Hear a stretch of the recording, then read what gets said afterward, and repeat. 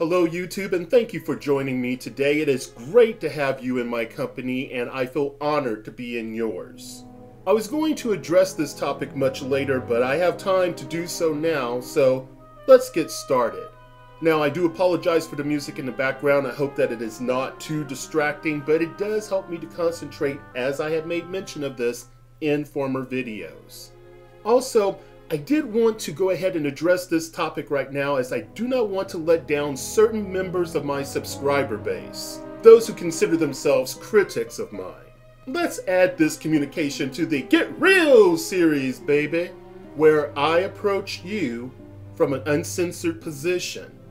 Conversation in this particular video is unscripted, for those who like that sort of thing.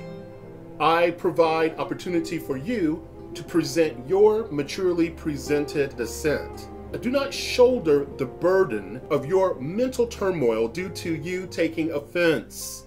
If you have issue with this, do exit now. You are not being held against your will.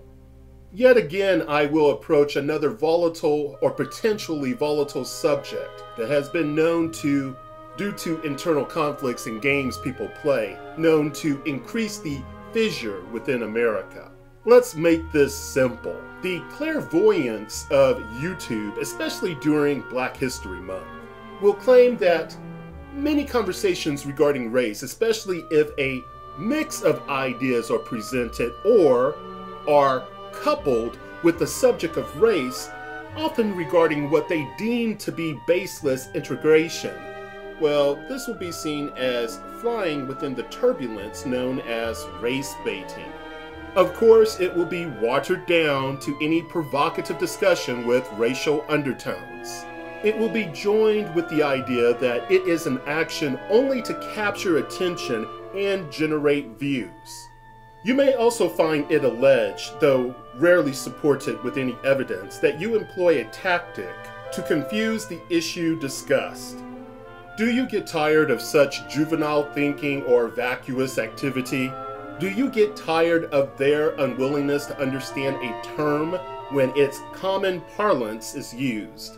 I know I sure do. Now, of course, raising serious questions regarding socio-economic realities, etc., and analyzing easily seen or not easily seen racial components may cause an individual to be offended. But can this equate to race baiting? Is one responsible for how an individual interprets material? The answer to both questions is no, of course not. When I discuss a topic that has racial components, I am upfront if I knowingly hold any biases. I stick with facts, or at least provide the best line of reasoning I can at that particular time with the absence of derisive language. Also, before I continue, let me add this to the mix. I was reminded by a close associate that is a professor of history whose concentration happens to be Black history, that with respect to history, the term race baiting has almost always been used to give description to the process by which white instigators have aroused white audiences to attack Black people, not the other way around. Keep that in mind, okay, as we travel down this road. Somehow in this society, we have become easy to anger and even easier to intimidate with language.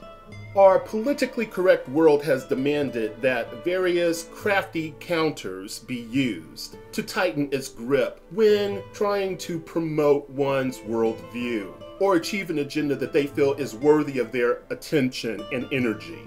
Part of the obvious reason is the improper use of terms that have a stigmatizing effect if readily accepted without thought. Normally, I have observed that those who attempt to fraudulently label others for purposes only available in their mind frequently construe broadly. This leaves a very wide field open for interpretation.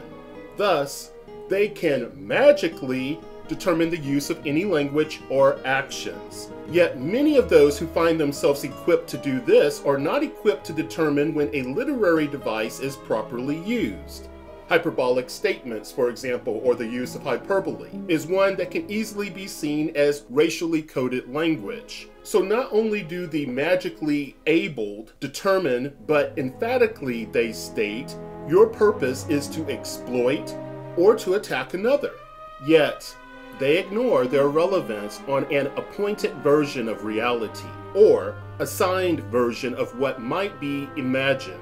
This allows us to understand how people who bow before the altar of political correctness could easily presume something is amiss.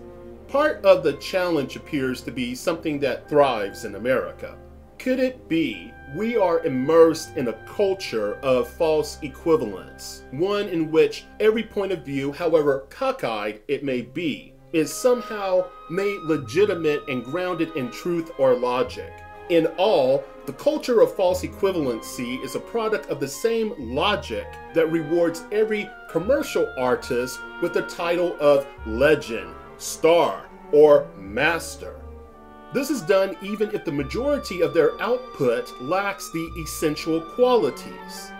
Now, while participating in a detailed examination of some of my videos, I did not detect a time where I inserted race in my conversations with you in an inappropriate way.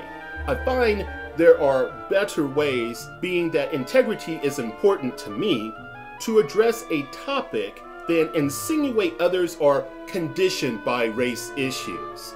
This is a failed method of strengthening one's opinion, theory, or argument. It appears to dwell in the land of red herrings. As I have stated before in my comment section, any purposefully constructed diversion placed within a serious discussion is a waste of time. I do not know about you, but I value my time.